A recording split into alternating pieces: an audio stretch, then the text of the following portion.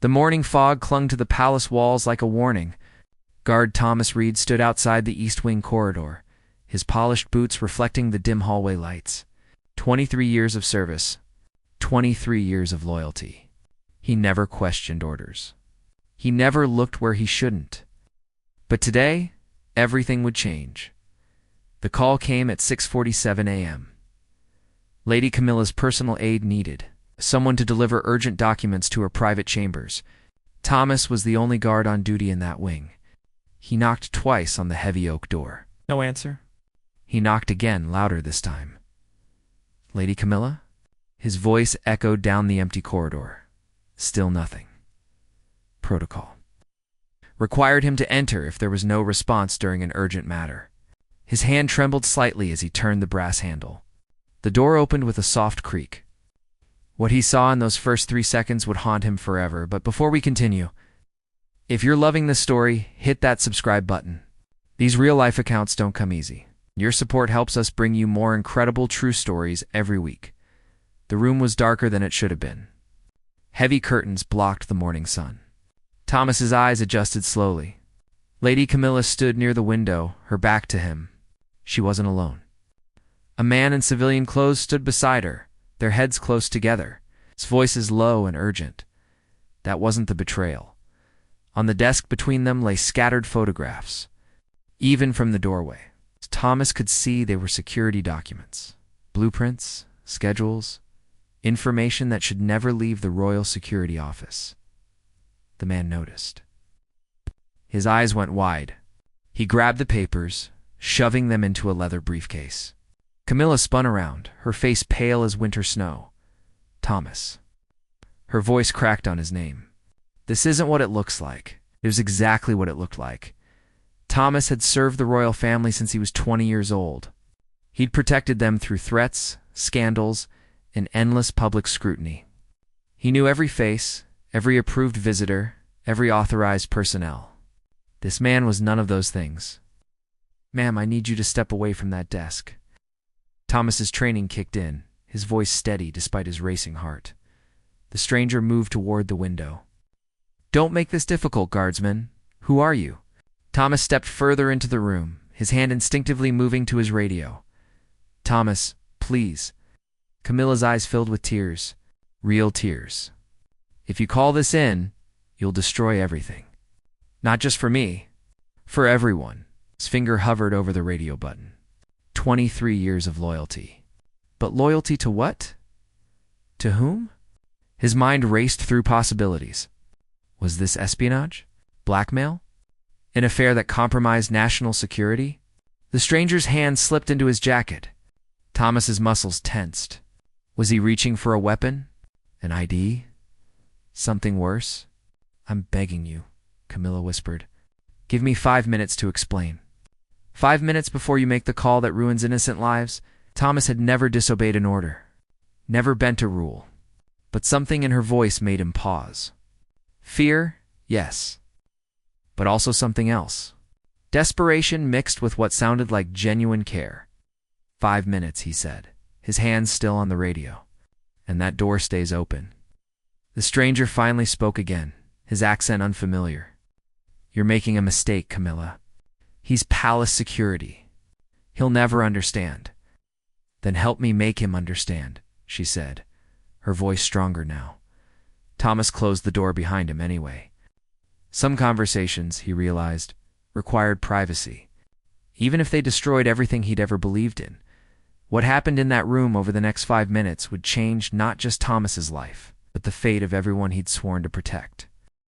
Camilla moved to the desk, her hands shaking as she gathered the scattered photographs.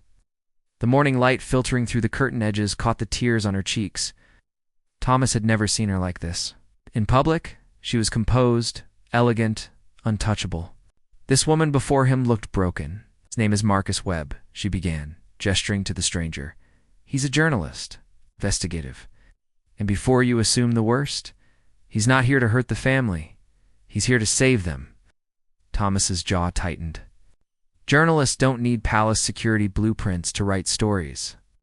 They do when the story is about someone inside the palace trying to sell those blueprints to foreign buyers. Marcus stepped forward, his hands visible, non-threatening. "We're not your enemy, guardsman, but someone close to the family is."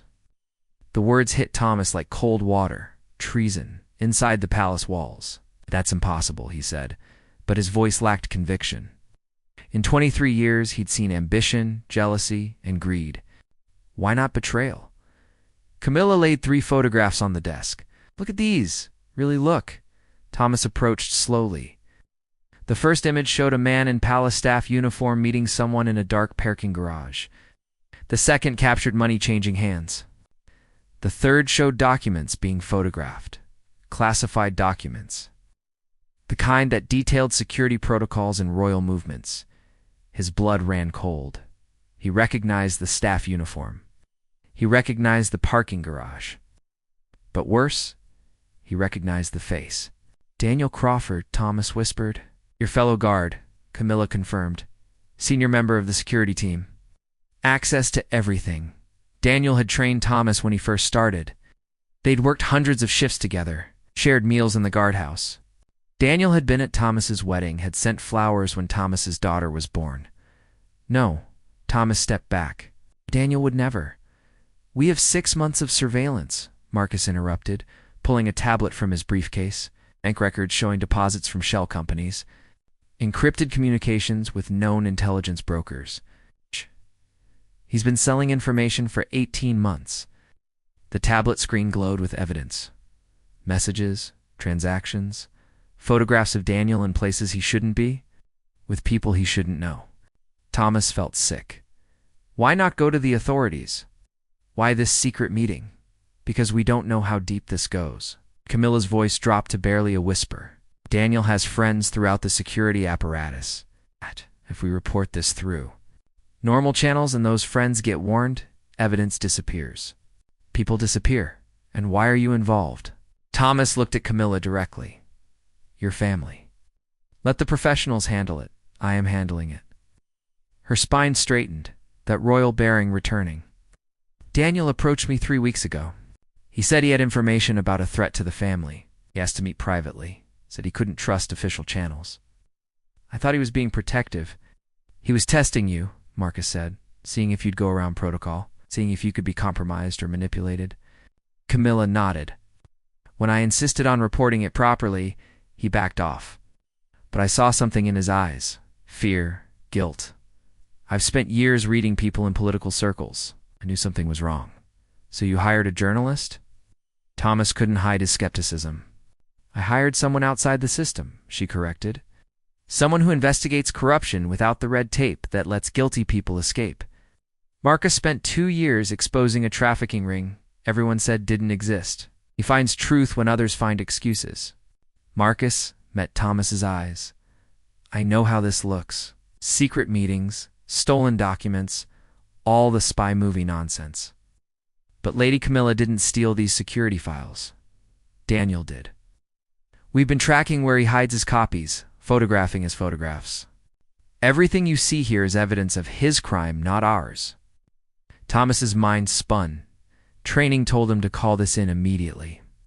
But instinct, that gut feeling he'd learned to trust over 2 decades, told him they were speaking truth. Why tell me? He asked. You could have hidden this until I left, because we need your help, Camilla said simply. Daniel is making a move tonight. He's meeting his buyers too, and over the complete security overhaul plans for the Autumn Royal Tour. If that information gets out, every public appearance becomes a potential assassination opportunity. The room went silent except for the distant sounds of the palace waking up. Staff moving through corridors. Doors opening and closing. Normal life continuing while conspiracy unfolded in a darkened bedroom. Thomas looked at the photographs again. Daniel's face, his friend's face, his mentor's face. What do you need me to do? The plan was dangerous. Perhaps illegal. Definitely against every protocol Thomas had memorized. But as Marcus laid it out on that tablet screen, he couldn't find a better alternative. Ow. Daniel's meeting happens at 10 p.m. tonight. Warehouse district, near the old textile factory. Marcus zoomed in on a map. He thinks he's being careful, but we've tracked his pattern. He always arrives 30 minutes early to sweep for surveillance. So we get there 45 minutes early, Thomas said. his tactical mind already working through scenarios. Exactly. Marcus smiled grimly. But here's the problem. He knows all the palace vehicles. He knows every guard's face and behavior. If he spots anything unusual, he disappears, and we lose our only chance to catch him in the act. Camilla paced to the window, pulling back the curtain slightly. Morning sun flooded in, making them all squint. That's where you come in, Thomas. You're his friend, his trusted colleague. If anyone can get close without raising suspicion, it's you. The weight of it settled on Thomas's shoulders. They wanted him to betray his friend, to stop his friend's betrayal. The irony wasn't lost on him. What if you're wrong? Thomas asked quietly. What if there's an explanation? Then we apologize and I lose my career, Marcus said bluntly. But the evidence doesn't lie. 6 months of surveillance, financial records, communications. This isn't circumstantial. It's conclusive. Thomas thought of his daughter Emma. She was 7 now, obsessed with princesses and fairy tales. She believed the royal family was magical, protected by brave guards who never failed. What would he tell her if he'd let this happen? That he looked the other way while good people died? I'll do it, he said. But we do this my way, non-violent, by the book as much as possible. And if Daniel draws a weapon, we retreat and call an armed response. Agreed. Camilla extended her hand. Thomas shook it, feeling the weight of the moment. A royal handshake, sealing a conspiracy to catch a conspirator. Marcus pulled out a small device no bigger than a button. This is a tracker and audio transmitter. Clip it inside your uniform collar. We'll hear everything. See your location. If things go wrong, we can call in backup. Who's we? Thomas took the device, examining it. How many people know about this?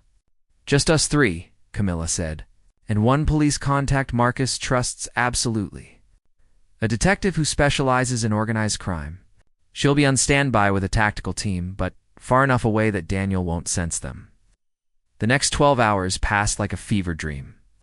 Thomas went through his regular duties. Morning patrol, equipment check, briefing with the guard rotation. He saw Daniel twice. Both times, Daniel smiled, joked about the weather. Asked about Emma. Each interaction felt like glass cutting into Thomas's chest. At lunch, Daniel sat beside him in the guardhouse. You look stressed, mate. Everything all right at home? Emma's school play is coming up, Thomas lied smoothly. She wants me there, but you know how the schedule gets. Wouldn't miss my kids' play for anything, Daniel said, biting into his sandwich. Family first. Always. The hypocrisy was staggering. Family first, while selling information that could get that family killed. At 8 p.m. Thomas left the palace in his personal car. The tracker device felt like it was burning through his collar. Marcus's voice came through a nearly invisible earpiece. We see you. Head to the warehouse district. Park on Merchant Street, 2 blocks from the target location. We need you in position by 9:15. The drive-through evening traffic gave Thomas too much time to think. What if this was a setup? What if Camilla was the real traitor framing Daniel? What if Marcus was a foreign agent himself? But no, he'd seen the evidence. Raw, undeniable evidence. The warehouse district looked exactly like every crime movie Thomas had ever seen. Empty streets, broken streetlights, buildings with shattered windows staring like dead eyes. He parked where instructed and waited. 9:20 p.m. His phone buzzed. A text from Daniel. Where are you? Thought you had the North Gate tonight? Thomas's heart hammered. He typed back, switched shifts. Family thing. Then, gotcha. Emma's play? Yeah, good man. Marcus's voice crackled in his ear. Movement. Vehicle approaching from the east. It's him. Thomas ducked lower in his seat. Through his rearview mirror, he saw headlights. A dark sedan rolled past slowly, cautiously. Daniel was behind the wheel, his face illuminated briefly by a streetlight. He looked afraid. Behind the old factory building, Marcus narrated, right on schedule. Thomas, wait for my signal. Let him get inside first. Minutes dragged like hours. Thomas's hand rested on his door handle, muscles coiled and ready. Second vehicle approaching, Marcus's voice went tense. These must be the buyers. Black van, no plates. 3 occupants. They look professional. Thomas, this just got more dangerous. The van parked near Daniel's car. 3 men exited, dressed in dark clothes, faces obscured. They moved with military precision. These aren't amateur buyers, Marcus whispered. These are operatives. This is bigger than we thought.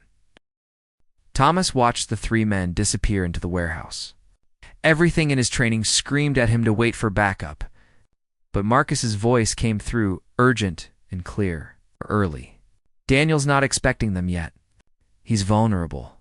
If we wait, they might detect our surveillance. Thomas, you need to get in there now. This wasn't the plan. Thomas hissed into his collar. Plans change. Move, now. Thomas exited his car, every sense heightened. The night air smelled of rust and old rain. His footsteps echoed too loud on the broken pavement.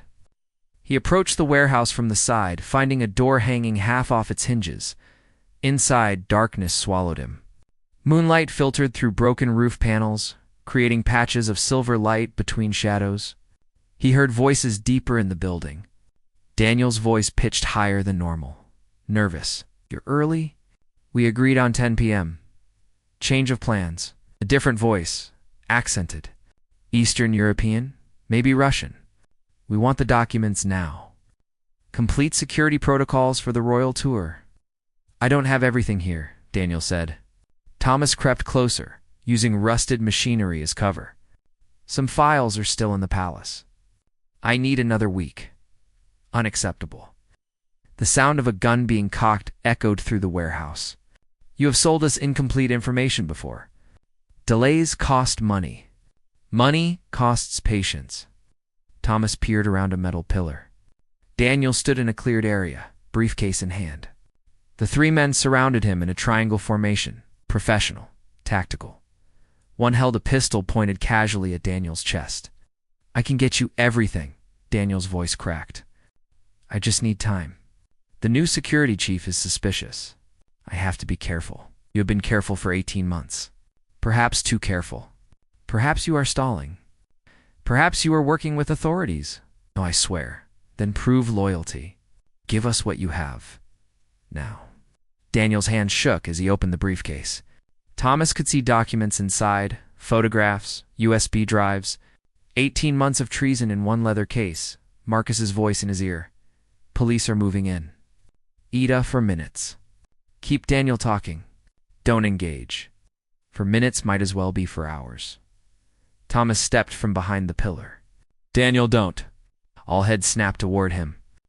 The armed man swung his pistol to Thomas. Daniel's face went white as chalk. Thomas. What are you then understanding dawned? No, you're not supposed to be here. Neither are you, Thomas said, hands visible and empty. Put down the briefcase. We can fix this. Fix this? Daniel laughed, a broken sound. You don't understand. They have my family, Thomas. My wife, my son. They've had them for 6 months. The words hit like a physical blow. Thomas's mind reeled. Not greed. Coercion. Why didn't you come to me? Thomas asked. Why didn't you ask for help? Because they said they'd kill them. Daniel's voice broke. They showed me pictures. My boy Thomas. They showed me what they'd do to my boy. I can't, the armed man interrupted coldly. Touching story. Who is your friend? Palace security, one of the others said, recognition in his voice. I've seen his face in the files Crawford provided. Thomas Reed. 23 years service. No corruptions on record. Then he's a problem. The gun shifted from Daniel to Thomas. In that moment, Thomas saw his daughter's face. Saw his wife. Saw all the moments he'd miss if the trigger pulled. Wait. Daniel stepped between them. He's my friend. He won't talk. I can convince him, Daniel. Move, Thomas said. Daniel spread his arms, shielding Thomas. You want your documents? Let him go. I'll give you everything. Every file, every protocol, every blueprint. Just let him walk away. Daniel, I never wanted this, Thomas. Tears streamed down Daniel's face. They took my family. What would you do? If they took Emma and your wife, what would you do? Thomas had no answer, because he knew exactly what he'd do. He'd burn the world down. He'd betray every oath, every principle. He'd do exactly what Daniel was doing. Your family's safe? Marcus's voice came through the earpiece, but Thomas realized something with horror. The armed men heard it too. The volume was too high. They all heard the crackle of the transmission. The armed man's eyes narrowed. He's wearing a wire. This is a trap. Everything happened at once. The warehouse doors exploded inward. Police flooded in, voices shouting commands. The armed men scattered, returning fire. Gunshots cracked like thunder in the enclosed space. Daniel shoved Thomas hard, sending him sprawling behind an old conveyor belt. Stay down. More gunfire. Shouting, the smell of gunpowder and fear. Thomas crawled toward Daniel, who'd collapsed against a pillar, hand pressed to his side. Blood seeped between his fingers. Daniel? No, tell them, Daniel gasped. Tell them I tried. My family, Thomas. Promise me. Promise me you'll find them. You'll tell them yourself. Thomas pressed his hands over Daniel's wound, but there was so much blood. Too much blood. Warehouse is secure. A police officer appeared, shouting into a radio. Officer down. We need medical now. Thomas cradled Daniel's head. His friend's eyes were losing focus. 23 years. They'd served together for 23 years. Your family's in London? Marcus appeared beside them, kneeling. We found them this afternoon. They're safe. Daniel, do you hear me? Your wife and son are safe. We got them out. Daniel's lips moved. Thomas leaned closer. You should have told me ... sooner than nothing. Just wait in Thomas's arms and the sound of sirens approaching. The hospital waiting room smelled of disinfectant and bad coffee. Thomas sat on a plastic chair, Daniel's blood still on his uniform. For hours since the shooting, for hours of police questions, witness statements, and the hollow feeling that nothing would ever be the same. Marcus sat beside him, eyes closed, exhausted. Camilla had been taken to a secure location by royal security. The story was already being controlled, managed, sanitized for public consumption. He's alive. A doctor finally emerged, looking drained. Critical, but stable.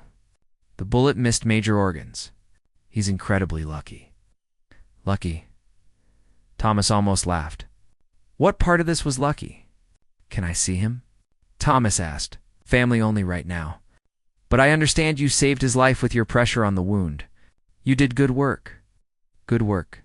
Betraying his friend to stop his friend's betrayal? Breaking protocol to expose a man who was forced into treason? Everything was twisted, impossible to untangle into clear right and wrong. Marcus's phone buzzed. He answered, listened, then turned to Thomas. Daniel's wife and son are here. They want to see him, and they want to talk to you. Thomas wasn't sure he could face them. They arrived 10 minutes later. Sarah Crawford looked hollowed out, aged 10 years and 6 months. Her son Michael was 8 years old, same age group as Emma. He clutched his mother's hand, his eyes wide and frightened. Sarah saw Thomas and crossed the waiting room. For a moment, he thought she might hit him. Instead, she embraced him, sobbing into his shoulder. Thank you, she whispered. Marcus told us everything. What you did? How you tried to protect him? I'm sorry, Thomas said, because what else could he say? I'm so sorry. He took us from our home. Sarah pulled back, wiping her eyes. 6 months ago. We were shopping, normal Saturday morning, and then we were in a van with hoods over our heads. They kept us in a basement somewhere. We never saw faces clearly. They said Daniel had to cooperate or they'd kill us. They made him call us every week so we'd know we were alive. Mike Ladden said a word. He just stared at the floor, traumatized beyond his years. "The police found you?" Thomas asked. "Marcus found us." Sarah glanced at the journalist. He's been tracking Daniel's communications, noticed patterns. One message mentioned a location. He gave it to a detective he trusted. "They raided the place yesterday afternoon. We were free, but we couldn't tell Daniel because they were worried the kidnappers had communications we didn't know about. So Daniel had handed over documents believing his family was still in danger. He'd faced armed criminals thinking he was trading secrets for his son's life. And all along, they were already safe." "He needs to know," Thomas said.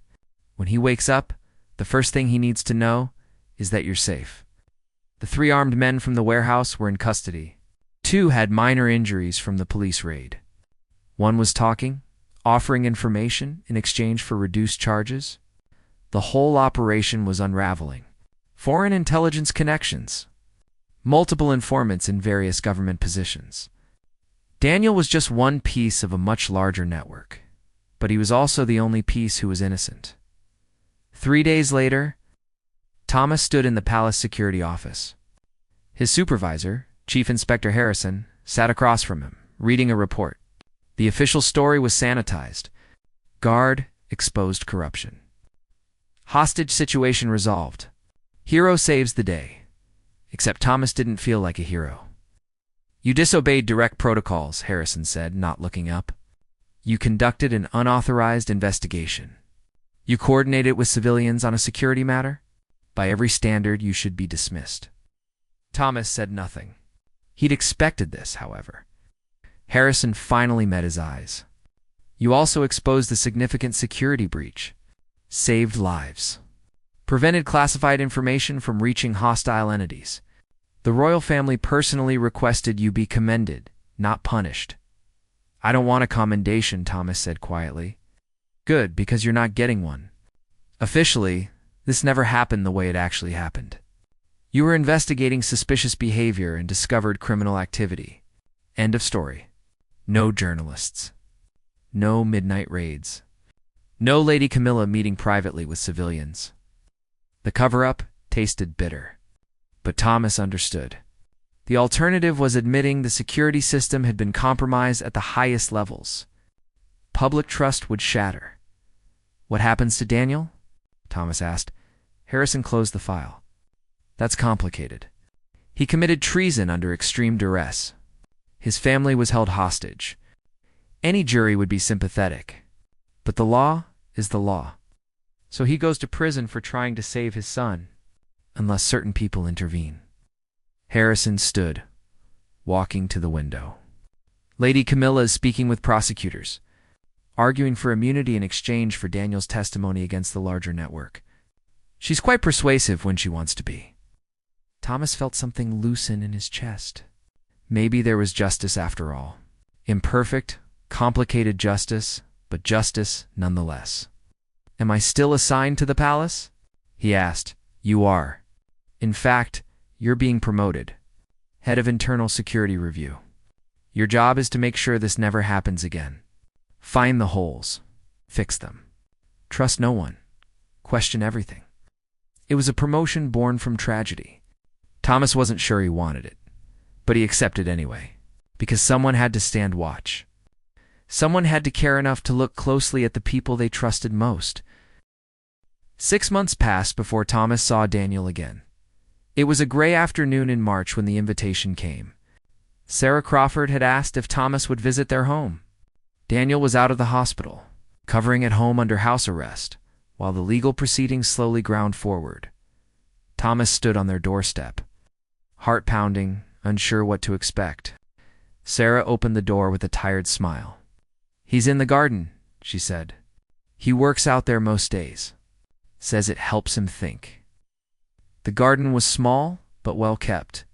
Daniel sat on a bench, his movements still careful, still recovering from the gunshot wound. He looked up when Thomas approached, and for a long moment, neither spoke. "I hear you got promoted," Daniel finally said.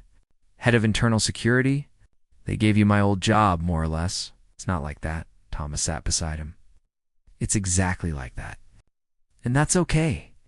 Daniel stared at the flower beds. "I'm glad it's you. You'll do it right. You'll see the threats I missed, because I became the threat. You were protecting your family. I was a coward. Daniel's voice was flat. A brave man would have found another way. Would have trusted his brothers in the guard. Would have believed in the system. The system failed you, Thomas said firmly. They took your family, and you had no one to turn to. That's not cowardice. That's impossible choices. Daniel wiped his eyes. Sarah told me that they were already free, that Marcus had found them the day before the warehouse meeting. If I'd just known, you would have done exactly what you did, Thomas interrupted. Because you didn't know. You acted on the information you had. You protected your family the only way you thought you could. They sat in silence, watching birds move through the bare tree branches. The weight of everything that happened hung between them. Betrayal and loyalty. Friendship and duty. All tangled together so tightly that pulling one thread unraveled everything. Camilla got you the immunity deal, Thomas said. You're testifying against the network. They're making arrests across Europe. No. And when it's done, I'll never work in security again. My career is over. My reputation destroyed. But my family is alive. Daniel turned to face Thomas directly. That's the trade I made. And I'd make it again, Thomas understood. If someone took Emma, took his wife, he'd burn every bridge, break every law, betray every oath. Love didn't follow protocol. What will you do? Thomas asked. After the trial, Sarah wants to move. Somewhere quiet, away from London, away from all of this. Maybe Scotland. Teach Michael to fish. Try to give him a normal childhood after everything we put him through. Daniel smiled sadly. Simple things. Small things. That's all I want now. You deserve it. I don't deserve anything except prison. Daniel's voice hardened. But I'm accepting Camilla's help anyway. For Sarah, for Michael, they deserve better than a father in jail. Movement from the house. Michael appeared at the back door, hesitant. Sarah stood behind him, encouraging. The boy walked slowly across the garden. Mom says you're the one who saved Dad, Michael said to Thomas, his voice small. Your dad saved himself, Thomas replied. I just helped. Michael looked at his father. Are you still a bad guy? Daniel's face crumpled. I did bad things. Very bad things. But I'm trying to make them right, okay? Michael accepted this with a child's simple logic. Can we still play football tomorrow? Yeah, buddy. We can play football. The boy ran back inside, and Daniel released a breath he'd been holding. He asks me that every day. If we can play football tomorrow? Like he's afraid I'll disappear again. You won't, Thomas said. No, Daniel agreed. Never again. Whatever else happens, I'm staying with my family. Thomas stood to leave. He had evening shift in 2 hours. Life continued. Duty called. But before he reached the garden gate, Daniel called out, Thomas, thank you. For believing I could be saved. For not giving up on me, even when you probably should have. That's what friends do, Thomas said. Even when it's hard. Especially when it's hard. The drive back to the palace took him through familiar streets. London traffic. Evening crowds. Normal life, but Thomas saw it differently now. Behind every face could be a person in crisis. Behind every calm exterior could be impossible choices. He thought about that morning 6 months ago. Opening Camilla's door, finding the betrayal. Except it wasn't the betrayal he'd expected. It was deeper, more complex, more human. Marcus had gone back to investigative journalism, working on exposing the rest of the network. Camilla had returned to her public duties, though she looked at palace security with new appreciation. And Thomas had learned that loyalty wasn't simple. Sometimes protecting people meant catching them before they fell too far. Sometimes it meant falling with them and pulling them back up. That evening, after his shift, Thomas went home to his wife and daughter. Emma ran to hug him, chattering about her day at school. His wife smiled from the kitchen, asking about work. It was fine, he said. Just another day. But he held Emma a little tighter that night. Read her an extra story. thanked whatever forces in the universe had kept his family safe while Daniel's family suffered. And the next morning, when he returned to the palace, Thomas stood at his post with new understanding. 23 years of service had taught him protocols, procedures, tactics. But 6 months ago, one morning had taught him something more important. Sometimes the greatest threat isn't the one you're watching for. It's the one standing beside you, suffering in silence, making impossible choices that could destroy you both.